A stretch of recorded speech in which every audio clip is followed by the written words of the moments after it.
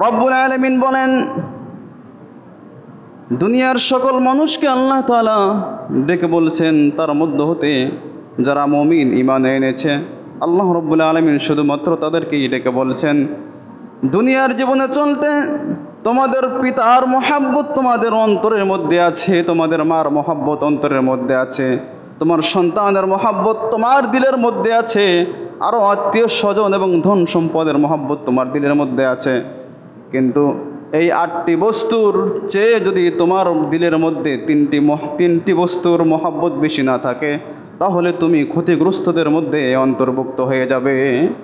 আল্লাহ তাআলা এখানে মা, বাবা, সন্তান থেকে শুরু করে 8টি বস্তুর মহাব্বতের ব্যাপারে আল্লাহ তাআলা আলোচনা করেছেন, যে 8টি বস্তুর মহাব্বত আমাদের সবচেয়ে বেশি, আমাদের সকলের মাঝে সবচেয়ে বেশি এই 8টি বস্তুর মহাব্বত। কিন্তু আল্লাহ তাআলা বলেছেন যে এই 8টি বস্তুর মধ্যে হতে যদি কোনো একটি, আমি যে 3টি বস্তুর কথা বলেছি, এই 3টি বস্তুর উপরে চলে যায়, বেশি হয়ে যায়, তাহলে আল্লাহ রাব্বুল আলামিন বলেন, আল্লাহু লা ইয়াহদিল কওমাল ফাসিকিন, তুমি ফাসিকিনদের অন্তর্ভুক্ত হয়ে যাবে, তুমি পথ পাবা না। তুমি যদি পথ পেতে চাও, সরল সঠিক পথ পেতে চাও, তাহলে 8টি বস্তুর চেয়ে 3টি বস্তুর মহব্বত তোমার দিলের মধ্যে বেশি থাকতে হবে। 1 নম্বরে আল্লাহ তাআলা বলছেন, আহাব্বা ইলাইকুম মিনাল্লাহি ওয়া রাসূলিহি ওয়া জিহাদিন ফি সাবিলিল্লাহ। 1 নম্বর হচ্ছে রব্বুল আলামিনের মহব্বত, তোমার পিতার চেয়ে, তোমার সন্তানের চেয়ে, তোমার মার চেয়ে, তোমার স্ত্রীর চেয়ে, তোমার পরিবারের চেয়ে, যত মানুষ রয়েছে সকল মানুষের চেয়ে রব্বুল আলামিনের মহব্বত তোমার দিলের মধ্যে বেশি থাকতে হবে। আল্লাহ তাআলার মহব্বত সবচেয়ে বেশি থাকতে হবে, আল্লাহ তাআলা 1 নম্বরে বলেছেন। 2 নম্বর কি?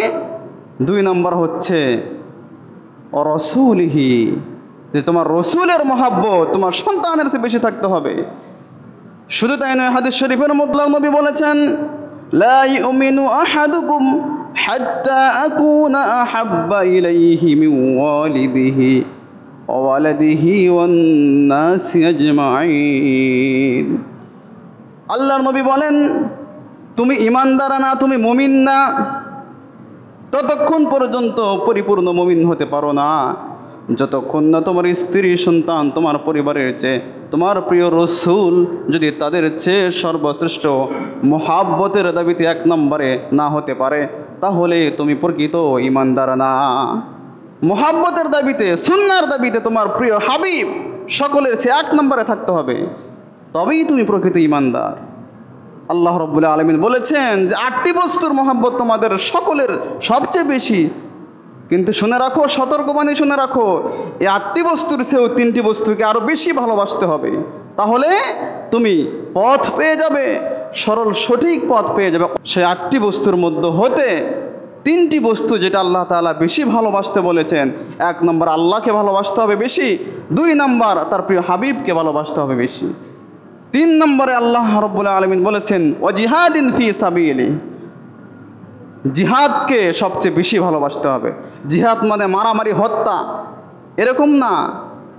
জিহাদ হচ্ছে যে আপনার ইসলামকে কায়েম করার জন্য, দিন প্রতিষ্ঠার জন্য আপনাকে মাঠে লড়তে হবে।